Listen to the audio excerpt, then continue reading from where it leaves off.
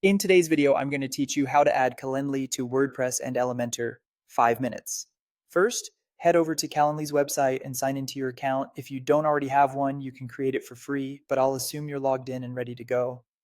Once you're in, you'll land on your Calendly home where your event types live. Choose the event you want people to book, then click Share. That opens the sharing options. Select Add to Website because we want the scheduling experience embedded directly on your page. You'll see a few embed styles. Pick Inline Embed. This keeps the calendar visible on your page without a pop-up, which is great for a dedicated booking page. Click Continue, and Calendly will generate the embed code for you. Click Copy Code. This is a small snippet of HTML and JavaScript that displays your event safely and responsively on your site. Now switch to your WordPress dashboard, go to Pages and create a new page. Give the page a clear name like Book a Call or Schedule so visitors instantly know what it's for.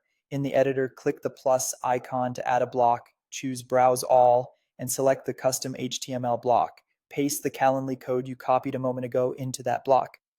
Before you publish, click Preview to make sure the calendar renders correctly. You should see your event schedule embedded right on the page. If it looks cramped, consider using a full-width page template or removing extra columns so the embed has room to breathe. If you don't see anything on Preview, double-check that the entire code snippet was pasted and that there aren't extra characters or spaces around it. When you're satisfied, click Publish. Your Calendly scheduler is now live on your WordPress site. Share the page link with your audience, add it to your navigation, or include it in emails so people can book with you without any back and forth.